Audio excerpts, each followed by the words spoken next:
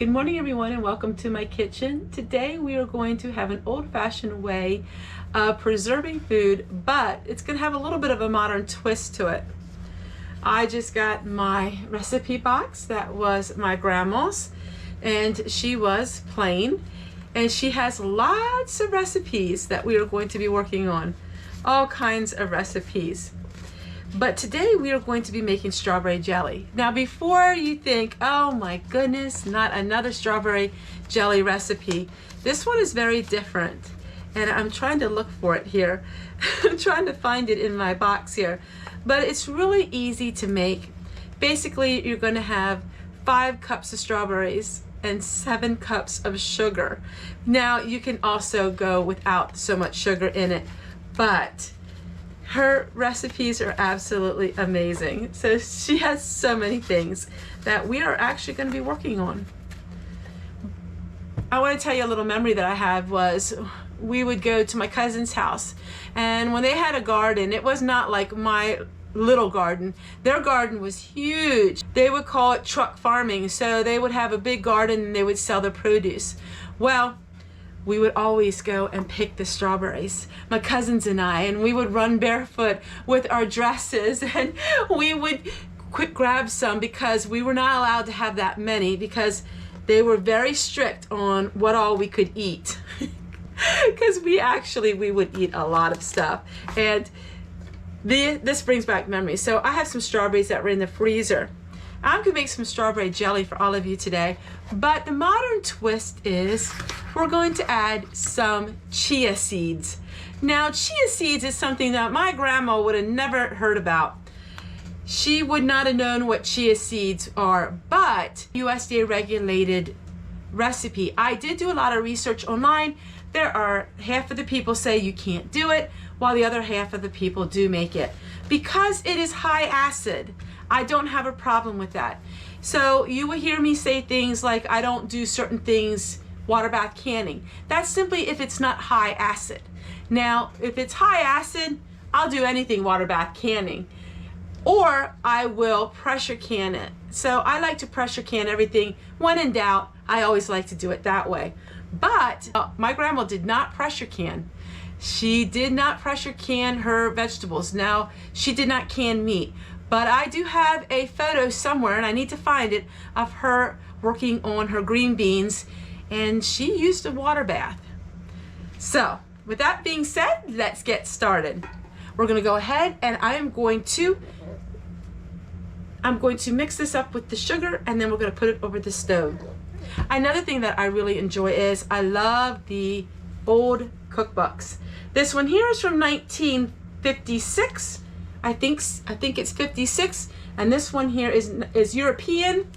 It is not made in America, and it has all kinds of different recipes in it. And it's very hard to understand because they go by grams and they go by different measurements. Then we have this one. It's another one of my favorites. This is also European. I think that's what you would call it because it has the different measures of measurement as well. So they're very interested, and they do bottle their foods, which is very interesting. All right, everyone, we're going to go ahead and make this jelly, and then I'll go show you how it looks. And here is a fun fact for all of you today. We're going to use some home canned lemon juice. It's about 1/2 cup. And then we're going to add our sugar. And we'll mix it all together. Now, you don't have to add pectin to this. You just keep mixing it. Back in the day, they didn't really use a lot of pectin. At least I don't remember my grandma using pectin. I tell you one thing. My father's family, they loved desserts, and they were not afraid of some sugar. Nowadays, people don't like eating a lot of sugar. But when you're making it with jams and jellies, you really aren't consuming that much. All right, yummy goodness of the strawberries and the sugar. Now let's get mixing it.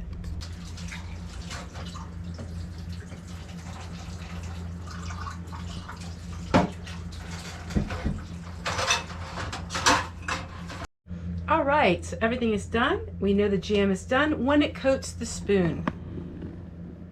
had quite a bit of foam even when using a little butter. But it's coated the spoon. So now we're going to go ahead and pour it into our jars. One thing Grandma did is she reused jars. She used pickle jars. She used jelly jars. She also reused her lids. She would put an X on the lid when she reused it. So she would put 1X, 2X. Some water bath canning. I am going to soak these in hot water for 5 minutes first. So we're going to go ahead and put the lids in the water. My jars have already been washed. The nice thing is I found a source on Amazon. You can buy the lids and they're not that expensive. So I can reuse these jars over and over again. I use the lids like Grandma did twice.